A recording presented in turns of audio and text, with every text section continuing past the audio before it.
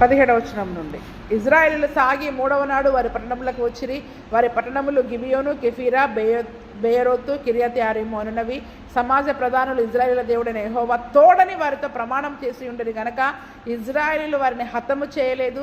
కాగా సమాజం అంతయు ప్రధానులకు విరోధంగా మొర్రపెట్టిరి. ఏం చేశారు? ఇజ్రాయేలీయులు వాళ్ళతో కలిసి ప్రయాణమైపోతూ ఉన్నారు.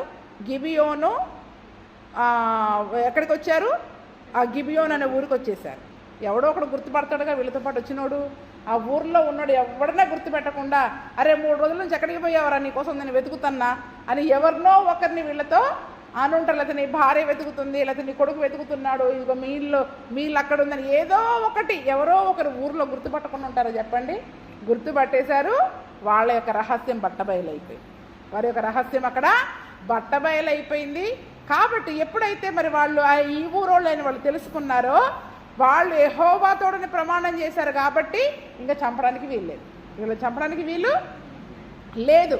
ఇప్పుడు ఇజ్రాయేలీల సమాజం అంతా ఈ ప్రధానులకి విరోధంగా మొరపెట్టేసింది. దేవుడు చంపమన్నాడు, మీరేమో వాళ్ళతో యెహోవా తోడని ప్రమాణం చేసేసారు, అందరితో ప్రమాణం చేపించేశారు. ఇప్పుడు ఆజ్ఞకి వ్యతిరేకమైందా లేదా? ఒక పెద్ద ఫైటింగ్ వచ్చేసింది అక్కడ. చూడండి, ఇక్కడ ఇజ్రాయేలీల ప్రధానులు దేవుని సెలవు పొందక ఆహారం తీసుకోవడము, ప్రమాణం చేయమని చెప్పడము, చేయించడము, మిగిలిన సమాజం అంతా కూడా సమాజానికి వ్యతిరేకముగా మొర్రపెట్టేశారంట. నిజంగా అసలు ఈరోజు మనం ఎలాగున్నామంటే వాక్యానికి వ్యతిరేకంగా గొడవ చేస్తాం. ఎలా లెగుస్తాం చెప్పండి? వాక్యానికి వ్యతిరేకంగా మనకు అనుకూలంగా లేకపోతే మనం తిరుగుబాటు చేసే పరిస్థితి మొదలైపోయింది మన సంఘాలలో. అందుకనే వాళ్ళేమో వాక్యానికి వ్యతిరేకంగా ఇప్పుడు చేపించారు మాతోటి. ఇప్పుడు ఎలాగా అని వాళ్ళందరూ కూడా మొరపెట్టారు. అప్పుడు సమాజ ప్రధానులందరూ సర్వ సమాజముతో వాళ్ళతో మాట్లాడుతూ ఉన్నారు. ఇదిగో మనం ఇజ్రాయేలీయుల దేవుడైన యెహోవా తోడని వారితో ప్రమాణం చేస్తామే కనుక మనము వారికి హాని చేయదు. ఎందుకంటే ప్రమాణం చేశాం, దేవుని తోడని ప్రమాణం చేశాం. ఇంక ఇప్పుడు మనం చేయడానికి వీలు అక్కడ ఏమీ లేదు. కాబట్టి మనము వారితో చేసిన ప్రమాణము వలన మన మీదికి కోపము రాకపోవునట్లు ఆ ప్రమాణాన్ని బట్టి వారిని బ్రతకనీయవలని చెప్పి వారిని బ్రతకనీయుడని సెలవిచ్చిరి గనక ప్రధానులు తమతో చెప్పినట్లు వారు సర్వ సమాజమునకును కట్టెలు నరుకువారుగా నీళ్లు చేదువారిగా ఏర్పడిరి. చూడండి, అక్కడ మనం ప్రమాణం చేస్తాం. ఎందుకంటే ప్రమాణం తప్పితే దేవుని కోపం మన మీదకి వస్తుంది. ఏమైతే చెప్పండి? దేవుని కోపం మన మీదకి వస్తుంది. ఇప్పుడు మనం ప్రమాణం తప్పి చంపమన్నాడు కదా దేవుడు, సరే ప్రమాణం ఎటన్నా పోని అని చంపేశామనుకో దేవుని కోపానికి మనము గురవుతాం. కాబట్టి వాళ్ళని బ్రతకనిచ్చి వాళ్ళు మన దగ్గర పని చేసే వారిగా వారిని ఉంచండి అని మరి వారిని అక్కడ పెట్టినట్టుగా. అందుకే కట్టెలు నరికే వారిగా, నీళ్లు చేదేవారిగా వాళ్ళందరినీ కూడా మీరు చెయ్యండి అని అక్కడ చెప్పారు. అప్పుడు యెహోషువ కూడా వారిని పిలిపించి చెప్తూ ఉన్నాడు, మీరు మా మధ్యను నివసించువారై ఉండియో మేము మీకు బహుదూరంగా ఉన్నవారమని చెప్పి మమ్మును ఎలా మోసపుచితిరి. ఆ హేతువు చేత మీరు శాపగ్రస్తులగుదురు. దాస్యము మీకెన్నడనూ మానదు. నా దేవుని ఆలయమునకు మీరు కట్టెలు నరుకువారుగా నీళ్లు చేదువారునై యుండక మానరు. మమ్మల్ని మోసం చేశారు. నిజానికి మీరు చావవలసిన వాళ్ళు. కానీ యెహోషువ ఇక్కడ ఒక తెలివిగల పని చేశాడు. అపవాది మోసముతో పట్టుకున్నా వెంటనే యెహోషువ మెలకువగలిగి ఏం చేశాడు? ఇప్పటి నుండి మీరు మాకు పనోళ్ళలాగా ఉండండి, మా పైన అజమాయిషి చేయడానికి వీలు లేదు, మమ్మల్ని ఏరడానికి మీకు వీలు లేదు. కట్టెలు నరికేవారిగా, నీళ్లు మోసేవారిగా, మీరు శాపగ్రస్తులుగా ఈ బానిసత్వంలో మీరు ఉండాల్సిందే అని యెహోషువ వారితో చెప్తూ ఉన్నాడు. అంటే చూడండి, ఒకవేళ కొన్నిసార్లు మనలో అటువంటి ఆ శరీర సంబంధమైన కార్యాలు మనలో ఉండవచ్చు. ఉన్నా కూడా మనం వాటిని చంపలేకపోతున్నాము అంటే వాటిని ఏం చేయాలి చెప్పండి? మనము అణిచివేసేవారంగా ఉండాలి, బానిసలుగా అణిచివేసేవారిగా ఉండాలి. అజమాయిషి ఎవరిది ఉండాలి? మనలో ఉన్న కోపందా మనదా? ఇప్పుడు ఎవరు అజమాయిషి చేస్తారు చెప్పండి? ఏదైనా పరిస్థితి వచ్చినప్పుడు ముందు ఎవరు పరిగెత్తుకుంటూ వచ్చేస్తారు? కోపం పరిగెత్తుకుంటూ వచ్చినప్పుడు నువ్వు ఇక్కడ పనిదానివి, నోరు మూసుకొని పోని చెప్తున్నామా మనం? చెప్పండి. అంటే అధికారం ఎవరి చేతికి ఇచ్చేస్తున్నాం? వాళ్ళు ఎలాగోలా ఉన్నారు, మన శరీరంలో ఉన్నాం కాబట్టి తప్పదు, సరే కొన్ని ఉన్నాయి అనుకుందాం. ఉన్నా కూడా వాళ్ళని ఎలా ఉంచాలి? ఇప్పుడు మనం అణిచివేసి ఉంచాలి. వాటిని అణిచివేసి అవి మనల్ని రేపకుండా, మన ఆత్మీయతను పాడు చేయకుండా వాళ్ళని అణిచివేసేవారిగా ఉండాలి. కానీ ఎలాగున్నాయంటే అవి లేసి మన ఆత్మీయ జీవితాన్ని అణిచివేస్తాయి. అవేం చేస్తున్నాయి? మన సాక్ష్యాన్ని పాడు చేస్తాయి. క్రైస్తవులు అంటే క్రైస్తవులు అయ్యుండి కూడా ఇలా కోప్పడుతున్నారు, ఇలా గొడవలు పడుతున్నారు, ఇలా కలహాలు పడుతున్నారు, ఇలా ఇటువంటి వారిగా ఉన్నారు. సాక్ష్యం పాడైపోతుందా లేదా సమాజంలో? మరి సాక్ష్యం పాడైపోతుంది, మన ఆత్మీయ జీవితం పాడైపోతుంది. అంటే మన యొక్క అధికారం వాటికి ఇచ్చేస్తున్నాం మనం. కానీ ఇక్కడ యెహోషువ ఒక తెలియగల పని చేశాడు. ఏం చేశాడు? వారిని పని వాళ్ళలాగా ఉంచాడు, శాపగ్రస్తుల్లాగా ఉంచాడు. మీరు ఉన్నంతకాలం బానిసల్లాగా ఉండాల్సిందే. ఎలాగుండాలి? బానిసల్లాగా మీరు ఉండాల్సిందే. ఎందుకంటే మీరు తంత్రముతో వచ్చారు, మోసముతో దూరారు మా దగ్గర. మాలో ఎలా కలిసిపోయారు? మీరు మోసముతో వచ్చి మా దగ్గర నిబంధన చేసుకున్నారు మీరు. కాబట్టి మీరు దాసులు అవ్వాల్సిందే అని చెప్పి వారు అప్పుడు వాళ్ళు కూడా యెహోషువను చూసి అంటున్నారు, నీ దేవుడైన యెహోవా ఈ సమస్త దేశమును మీకిచ్చి మీ ఎదుట నిలవకుండా ఈ దేశ నివాసులందరినీ నశింపచేయనట్లు తన సేవకుడైన మోషేకు ఆజ్ఞాపించినని నీ దాసులకు రూఢిగా తెలపబడిన గనక మేము మా ప్రాణముల విషయంలో నీ వలన మిక్కిలి భయపడి ఈలాగు చేసితిమి. కాబట్టి మేము నీ వశమున ఉన్నాము. మీకేది చేయటం నీ దృష్టికి న్యాయమో, ఏది మంచిదో అది చేయమని యెహోషువకు ఉత్తరం ఇచ్చిరి. కాగా అతడు అలాగూ చేసి ఇజ్రాయేలీలు గిబియోనీయులను చంపకుండా వారి చేతిలో నుండి విడిపించెను. అయితే సమాజము కొరకును యెహోవా ఏర్పరచుకున్న చోటన నుండి బలిపీఠము కొరకును కట్టెలు నరుకువారుగా నీళ్లు చేదువారుగా యెహోషువ ఆదినమందే వారిని నియమించెను. నేటి వరకు వారు ఆ పని చేయువారై ఉన్నారు. చూడండి, ఈ దినమున కనానుని స్వాధీనం చేసుకోవాలి, అందులో ఉన్న వారందరినీ చంపాలి అంటే ఈ రకంగా కొంతమంది మోసముతోటి వారు చావకుండా బ్రతికి వాళ్ళ దగ్గర దాస్యత్వం చేసేవాళ్ళుగా ఉంటూ ఉన్నారు. అందుకనే మనం రాబోయే అధ్యాయంలో చూసుకుంటే చాలామంది ఇలాగే అందరినీ వాళ్ళు నిర్మూలన చేయలేకపోయారు. కొద్దిమందిని వాళ్ళు విడిచిపెట్టారు. ఆ విడిచిపెట్టడం ద్వారానే తిరిగి వాళ్ళు ఏం చేశారు? ఈ యొక్క ఇజ్రాయేలీల యొక్క ఆత్మీయ జీవితాన్ని వాళ్ళు పాడు చేసేవారిగా తిరిగి విగ్రహారాధనకి పురికొల్పి వీరి యొక్క నాశనానికి కారణమయ్యారు. ఎవరి నాశనానికి కారణమయ్యారు? ఇజ్రాయేలీల యొక్క నాశనానికి కారణమైపోయారు. వారి విగ్రహారాధన, వారి యొక్క ఆచారాలు, వారి పద్ధతులు, వాటిని చూసి వీళ్ళు తర్వాత తరాలు అవి నేర్చుకొని ఆ రకంగా మరి వీళ్ళ యొక్క ఆత్మీయ జీవితం నాశనం అవ్వడానికి, దేవుడిచ్చిన వాగ్దాన దేశాన్ని వాళ్ళు పోగొట్టుకోవడానికి అవన్నీ కూడా కారణమయ్యాయి. ఎందుకు చంపమంటున్నాడు? చంపమన్నప్పుడు చంపేయాల్సింది. చంపకపోతే అవి మన ఆత్మీయ జీవితాన్ని పాడు చేస్తాయి, మన సాక్ష్యాన్ని పాడు చేస్తాయి. దేవుడిచ్చే వాగ్దానాలను మనం స్వతంత్రించుకోనివ్వకుండా దేవుని యొక్క పరిశుద్ధతలో నుండి మనల్ని దూరం చేసేవిగా ఉంటాయన్నమాట. అందుకనే చంపమన్న వాటిని చంపేయాలి. పామును ఎందుకు చంపుతారు? కనపడగానే అది కరుస్తుంది అన్న పాము కంటే భయంకరమైంది పాపం. ఏం చెప్పండి? అంతకంటే విషపూరితమైంది పాపం. దాన్ని చంపడానికి యేసయ్యే కలువరి శిలువ పైన వచ్చి తన ప్రాణమంతా అర్పించాడు. ఆయన అర్పించిన ప్రాణానికి విలువ లేదా? శిలువ ధ్యానం అని కూర్చుంటున్నాం శుక్రవారాలు, శిలువ ధ్యానం అని శుక్రవారాలు కూర్చుంటున్నాం. మరి ఏది శిలువలో ఆయన చేసిన ఆ త్యాగానికి నిదర్శనముగా నాలో ఏ పాపం ఉండడానికి వీలేదు, నేను చంపేస్తాను, నా కొరకు యేసయ్య ఈ పాపం చావడం కొరకే యేసయ్య కలువరి శిలువలో చనిపోయాడు అని చెప్పి నాలో అటువంటిది ఏది ఉండకూడదని మనం ఎందుకు చంపలేకపోతున్నాం? ఆయన శిలువకు మనం ఇచ్చే విలువ ఏంటి, గౌరవం ఏంటి, మర్యాద ఏంటి చెప్పండి. ఇంకా ఆయన చనిపోయాడని ఏడవడమే కాదు ముఖ్యం, మనలో ఏ పాపము లేకుండా చంపవలసినవి, శాపగ్రస్తమైనవి ఏది మనలోనికి రాకుండా మెలకువగలిగిన ఆత్మీయ జీవితాన్ని కలిగి ఉండాలి. ఎలా ఉండాలి? మెలకువ. అందుకనే మెలకువగలిగి ఉండండి, మెలకువగలిగి ఉండండి ఎందుకన్నాడు దేవుడు? మనకి నిద్రపోవడమే అలవాటు అయిపోతుంది. మెలకువగలిగిన ఆత్మీయ జీవితం లేదు, మెలకువగలిగిన ఆత్మీయ జీవితం లేదు మన అందరికీ కూడా. అందుకని నేను ఆ ముందు పాట ఎందుకు పాడించాను తెలుసా మీకు? ఫస్ట్ పాట నేను ఎందుకు పాడించాను? అందులో ఒక చక్కటి వచనం ఉంటుంది. రెండో వచనం, ఆత్మీయ పోరాటాలలో శత్రువు తంత్రాలన్నిటిలో, ఆత్మీయ పోరాటాలలో శత్రువు తంత్రాలన్నిటిలో మెలకువ కలిగి ఎదిరించుటకు శక్తితో నింపిన శాలేము రాజా, మెలకువ కలిగి ఎదిరించుటకు శక్తితో నింపిన శాలేము రాజా, విజయశీలుడా పరిశుద్ధాత్ముడా, నిత్యము నాలోనే నిలిచియున్నవాడా యేసయ్యా, నా హృదయాభిలాష నీవేనయ్యా, మెస్సయా నా తీయని తలంపులో నీవేనయ్యా. దేవునికి స్తోత్రం.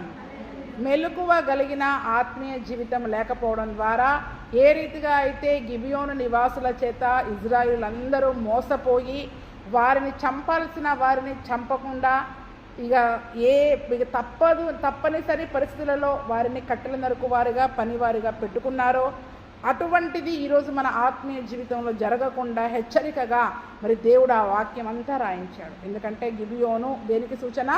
అపవాదికి సూచన. సులువుగా చిక్కులు పెట్టు పాపములో మనల్ని పడేస్తుంది, ప్రేమగా మాట్లాడుతుంది, దేవుని పేరు చెప్పే వస్తుంది. ఎలా మాట్లాడుతుంది చెప్పండి? దేవుని పేరుతోటే అది వస్తుంది. అందుకని అక్కడ ఏమంటున్నాడంటే, నీ మోషేకి ఆజ్ఞాపించింది కూడా వాళ్ళకి తెలుసు అంట. ఏంటంట? ఈ దేశ నివాసులందరినీ 24 వచనంలో ఎంత చక్కగా చెప్తున్నారు చూడండి. అందుకు వాళ్ళందరూ ఏమంటున్నారు? నీ దేవుడైన యెహోవా ఈ సమస్త దేశాన్ని మీకు ఇచ్చి మీ ఎదుట నిలవకుండా ఈ దేశ నివాసులందరినీ నశింపచేయనట్లు తన సేవకుడైన మోషేకు ఆజ్ఞాపించినని నీ దాసులకు రూఢిగా తెలుపబడిన గనక మా ప్రాణం విషయంలో నీ వలన మిక్కిలి భయపడ్డాము. అంటే మోషేతో దేవుడు మాట్లాడిన సంగతి కూడా వాళ్ళకి తెలుసు.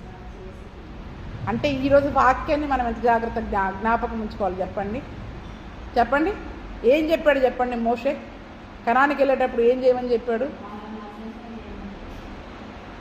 వాళ్ళకి తెలిసింది కాబట్టి ముందు జాగ్రత్తగా వచ్చేసాడు. అందుకనే వాడు మనకంటే జాగ్రత్తగా ఉంటాడు. ఏంటో చెప్పండి? మనకంటే అపవాది ఎవరిని మింగుదనని గర్జన సింహం అలాగా ఉన్నాడు. వాడు గర్జన సింహంలాగా తిరుగుతాడని తెలిసి మనం ఎంత బుద్ధిహీనంగా బయటికి వెళ్ళిపోతామంటే, దేవుని చిత్తం తెలుసుకోకుండా, దేవుని ఆజ్ఞ తెలుసుకోకుండా వెళ్ళి వాడి వలలో పడిపోతాం. వెళ్ళి ఏం చేస్తున్నాం? ద్వితీయోపదేశకాండం 7:23-24 ఉంటుంది చూడండి. అదే మాట. ద్వితీయోపదేశకాండం 7:23-24.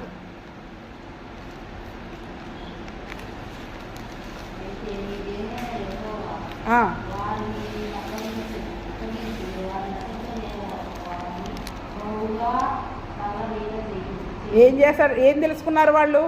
అయితే నీ దేవుడనే యెహోవా వారిని నీకు అప్పగించి వారిని నశింపచేయు వరకు వారిని బహుగా తల్లడిల్ల చేయును. ఆయన వారి రాజులను నీ చేతికి అప్పగించును. నీవు ఆకాశం క్రింద నుండి వారి నామమును నశింపచేయవలను. నీవు వారిని నశింపచేయు వరకు ఏ మనుష్యుడు నీ ఎదుట నిలువలేక. ఈ మాట వాళ్ళకి గుండెల్లో రైలు పరిగెత్తిస్తా ఉంది. ఏం చేస్తాం చెప్పండి? ఎందుకంటే మోషేతో వాళ్ళ దేవుడు చెప్పాడు, ఈ దేశంలో ఉన్న రాజులందరినీ ఆ యొక్క యెహోషువ చేతికి అప్పగిస్తానని చెప్పాడు. అంతేకాదు నశించే వరకు వారిని బహుగా తలడల చేస్తాడు. బాబోయ్, ఆ బాధలు మేము పడలేమని చెప్పి ఎంత తెలివిగా ముందే వచ్చి వీళ్ళు ఏం చేశారు చెప్పండి? నిబంధన చేసుకున్నారు.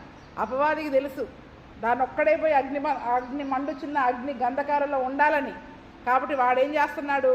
కూడా తీసుకుపోవడానికి ఈరోజు మనందరినీ ఏర్పాటు చేసుకుంటున్నాడు. మనకి వాడి తంత్రం అర్థం కావట్లే, వాడి పన్నాగాలు అర్థం కావట్లే, వాడి ఉపాయాలు ఏంటో మనకు అర్థం కావట్లే. ఎందుకంటే మెలకువ కలిగిన ఆత్మీయ జీవితం లేదు, హృదయంలో వాక్యం లేదు. ఏం లేదు? హృదయంలో వాక్యం లేదు. నేను సరదాగా అడగట్లేదు మిమ్మల్ని ప్రశ్నలు. ఇది ఇలాగైనా మీరు మీ హృదయంలో జ్ఞాపకం ఉంచుకుంటారని. చెప్పకపోతే ఏంటి అన్న ఒక్క నిర్లక్ష్యం మీ హృదయంలో వచ్చిందంటే మీలో అపవాదం ఉన్నట్టే. ఏంటి? చెప్పకపోతే ఏంటి, చెప్పలేదు అనే నిర్లక్ష్యం మీలో రావడానికి వీల్లేదు. ప్రతి మాట నేను జ్ఞాపకం ఉంచుకోవాలి, ప్రతి మాట నా హృదయంలో నేను భద్రం చేసుకోవాలి. ఆ వాక్యమును బట్టి నేను అపవాద తంత్రంలో పడకుండా జాగ్రత్తగా ఉండాలి అనే భయంతో బ్రతకాల. నిర్లక్ష్యమైన జీవితం ఆత్మీయ జీవితం ఉండడానికి వీల్లేదు. అడగకుండా ఉండాలంటే ఉండొచ్చు, ఇద్దరైనా ముగ్గురైనా చెప్పడానికని. కానీ మీ మనస్సుల్లో అవి హృదయంలో నాటుకొని పోవాలని నేను మాటికి అవి అడగడం ద్వారా వినేవాళ్ళు కూడా వింటారు కదా, తెలియని వాళ్ళు కూడా మళ్ళీ తెలుసుకుంటారు కదా. రెండోసారి మూడోసారి వాటిని మళ్ళీ మాటికి మనం జ్ఞాపకం చేసుకోవడానికి మరి మనకు ఉంటుంది. కాబట్టి ఈరోజు ఆత్మీయ జీవితంలో వాక్యము పట్ల, ప్రార్థన పట్ల మెలకువగలిగిన ఆత్మీయ జీవితం పట్ల నిర్లక్ష్యం అనేది ఉంటే గనక సులువుగా అపవాది యొక్క ఉచ్చులో మనం పడిపోతాం. మొదటిది. రెండవది, ప్రతి విషయంలో దేవుని సెలవు పొందాలి. ఏం చేయాలి చెప్పండి? ప్రతి విషయంలో దేవుని సెలవు పొందాలి. దేవుడు మనకిచ్చిన ఆజ్ఞలేంటో, మోషే ద్వారా ఆ యొక్క ఇజ్రాయేలులకు ఇచ్చిన ఆజ్ఞ ఏంటో ఆ రోజు గిబియో వాళ్ళకి తెలుసు. ఈరోజు దేవుడు మనకెన్ని ఆజ్ఞలు ఇచ్చాడో, శత్రువును మన ద్వారా ఏ రకంగా తరమాలని దేవుడు ప్రయత్నం చేస్తున్నారు అసలు మనకు తెలుసా? ముందు మనకు తెలుసా? వాడికి తెలిసి మనం వాడిని తరమక ముందే వాడు వచ్చి మనల్ని తరుముతున్నాడు. ఏం చేస్తున్నాడు చెప్పండి? మనం వెళ్ళి వాళ్ళని తరమక ముందే వాడొచ్చి మనల్ని తరిమే దాకా మనం ఎదురు చూస్తూ ఉన్నాం. అందుకనే ఈ దినమున వాక్యం తెలుసుకుని ఉండడం ద్వారా ఏ రకంగా మనం ఈ సమస్యలను జయించాలి, శత్రువులను జయించాలి, మన ఎదుట ఉన్న లోకము, శరీరము, అపవాదిని ఏ రీతిగా జయించి మనము పరలోకములో మరి ఆ యొక్క జీవకిరీటాన్ని పొందుకోవాలి అనే దాన్ని మరి మనం తెలుసుకోవాలి. అందుకనే చూడండి, ప్రకటన గ్రంథంలో మరి మనం చూసుకున్నట్లయితే, నేను జయించువానికి పరలోకము మన్నా ఇస్తా, జయించువానికి నా సింహాసనం ఇస్తా, జయించువానికి జీవకిరీటం ఇస్తా, చాలా ఉన్నాయి. అంటే జయ జీవితం అనేది మనలో లేకపోతే పరలోకంలో ఏ బహుమానాలు ఉండవు. మనకి ఏముండవు చెప్పండి? నాకో కిరీటం, నీకో కిరీటం, పాట పాడుకునే పని కూడా లేదు మనకి. ఇంకా ఏ కిరీటాలు ఉండవు, ఏమీ ఉండవు. అందరూ చక్కగా కిరీటాలు పెట్టుకొని, తెల్లంగిలు పెట్టుకొని, దేవుడిచ్చే బహుమానాలు, క్రొత్త పేర్లు పెట్టుకొని ఆనందంగా పరిగెడతా ఉంటే మనం బిక్కమొహాలు వేసుకుని చూడాలి. అందరినీ ఏముండవు బహుమానాలు. ఆ పరలోకం సంబంధమైన బహుమానాలు కానీ, పరలోక సంబంధమైన దీవెనలు కానీ మనం పొందుకోవాలి అంటే ఈ లోకంలో ఖచ్చితంగా ఈ మూడిటిపైన ప్రతి క్రైస్తవుడు జయ జీవితాన్ని కలిగి ఉండాలి. జయము లేని క్రైస్తవుడు దేనిపైన. అందుకనే మన జీవితం అంతా ఇదే. జీవితం అంతా వాటిని జయించుకుంటూ అందులో స్థిరంగా ఉంటూ, మళ్ళీ పాపంలో పడకుండా మెలకువగా కలిగి ఉంటూ మన మరణ పర్యంతము నమ్మకముగా జీవించాలి దేవునికి. అందుకనే మరణం వరకు నమ్మకముగా ఉండము, నేను నీకు జీవకిరీటం ఇస్తా అంటున్నాడు. ఎలాగుండాలి? నమ్మకముగా. అయ్యా ఒకసారి దాన్ని జయించామంటే మళ్ళీ ఆ పాపం మనలో కనబడడానికి వీల్లేదు. అది నమ్మకంగా ఉండడం అంటే. నేను విడిచిపెట్టేసా, నాలో ఉన్న కోపాన్ని విడిచిపెట్టేసా, ఈ నాలుకని విడిచిపెట్టేసా అని మనం ఒక్కసారి ఒక నిర్ణయం తీసుకున్నామంటే అది మళ్ళీ మనలో కనబడడానికి వీలేదు. కనబడుతుందంటే నమ్మకత్వం లేదు. దేవుడి విషయంలో, వాక్యం విషయంలో నమ్మకంగా జీవించట్లేదు మనం. కాబట్టి మనం ఆ యొక్క పరలోక సంబంధమైన ఆ యొక్క జయ జీవితం ద్వారా వచ్చే ఆ దీవెనలు కానీ, బహుమానాలు కానీ మరి మనం పొందుకోవాలి అంటే ఖచ్చితంగా, అంటే వారు కనాను స్వాధీనం చేసుకోవాలంటే జయించాల్సిన ఈ మూడు. కానీ ఆ మూడవ దగ్గర వాళ్ళు ఏం చేసేసారు? మెలకువగలిగి లేకపోవడం ద్వారా ఆ శత్రువును చంపకుండా ఆపవలసి వచ్చింది. అయినా వారిని ఏం చేశారు? బానిసత్వంలో వారిని అణిచివేసేశారు. ఈ దినమున చాలా మన ఆత్మీయ జీవితంలో, పోరాటాలలో కూడా శత్రువు తంత్రాలన్నింటిలో ఎక్కడైనా ఒకవేళ మెలకువ కలిగి నాలో ఈ లోపం ఉంది, ఈ బలహీనత ఉంది అని మనం అనుకుంటున్నారేమో, చంపడానికి ప్రయత్నం చేయండి. చంపలేము అనుకున్న చోట అణిచివేయడానికి ప్రయత్నం చేయండి. మనకంటే ముందు అవి బయటికి రావడానికి వీలు లేదు. మన ఆత్మీయ జీవితాన్ని, మన సాక్ష్యాన్ని పాడు చేయడానికి వీలు లేదు. అందుకనే చూడండి, వాళ్ళు భయపడిపోయి వచ్చేసారు. అపవాదికి భయమే దేవుడంటే. మనమే పిచ్చోళ్ళలాగా వానికి భయపడుతున్నాం. ఏం చెప్పండి? ఇక్కడ ఏం చేశారు వాళ్ళు? భయపడ్డారా లేదా? భయపడి ముందే వచ్చి నిబంధన చేసుకున్నారు. వాడికి భయం కాబట్టే వచ్చి మనతో పాపం చేపించి మనం వాడిని తరమకుండా జాగ్రత్త పడుతున్నాడు. మనం దాన్ని తరమకుండా, ఇప్పుడు వాడు వచ్చి సులువుగా వచ్చి మనల్ని దూరాడనుకో, మనం ఏమనుకుంటాం? ఇది నా చిన్నప్పటి నుంచి ఉంది, నా ఫ్రెండే కోపం, మొదటి నుంచి నాకున్న అలవాటే పద్ధతే అని అనుకొని దాన్ని తీసివేయడానికి మనం ప్రయత్నం చేయం. ఎందుకంటే అది తప్పు, పాపము అనే గ్రహింపు, మెలకువ చాలామంది క్రైస్తవులకు లేదు ఈరోజు. ఎంతసేపు దీవెనలు, ఆశీర్వాదాలు, వాగ్దానాలు మనల్ని పరలోకానికి తీసుకొని పోవు. ఈ పాపము పైన జయ జీవితం కలిగిన వాళ్ళే పరలోకానికి పోతారు. పాపాన్ని పెట్టుకుని మనం పరలోకానికి పోలేము. పాపాన్ని జయించినోడే, కనాను దేశంలో ఉన్న ప్రతి ఒక్కరిని చంపినోడే దాన్ని స్వాధీనం చేసుకుంటాడు. ఈరోజు పరిశుద్ధ గ్రంథంలో ఉన్న వాగ్దానాలే కానివ్వండి, పరలోక రాజ్యమే కానివ్వండి, ఈ వాగ్దానాలన్నీ మనం సంతరించుకోవాలి అంటే ముందు పాపంతో పోరాడి దాన్ని జయించాలంటే మెలకువగలిగిన ప్రార్థనా జీవితం కావాలి. అందుకనే శోధనలో పడకుండా మెలకువగలిగి ప్రార్థన చేయమని ఊరికే చెప్పాల. గంట సేపు ప్రార్థన చేస్తే అందరు నిద్రపోవడమే. ఆల్నైట్ ప్రార్థనలో పోరాడడం రావట్లా. మన ఆత్మ బలహీనపడిపోతుంది. ఉజ్జీవంగా ఒకరి మంట ఒకరికి అంటుకోవాలి, కానీ ఒకరి నుండి ఒకరు ఆత్మీయంగా చల్లబడే పరిస్థితుల్లోనికి వచ్చే పరిస్థితి మన సంఘంలో ఉండడానికి వీలు లేదు. కాబట్టి మరి మెలుకోగలిగిన ఆత్మీయ జీవితమును, అంతేకాకుండా మాట ఇచ్చే ముందు దేవునితో సెలవు పొంది ప్రతి విషయంలో మనం వాక్యమును పరిశీలించి దేవుని సెలవు పొందుకొని జీవించే కృపను ప్రభువైన యేసుక్రీస్తు మనకందరికీ దయచేయునుగాక. ఆమేన్.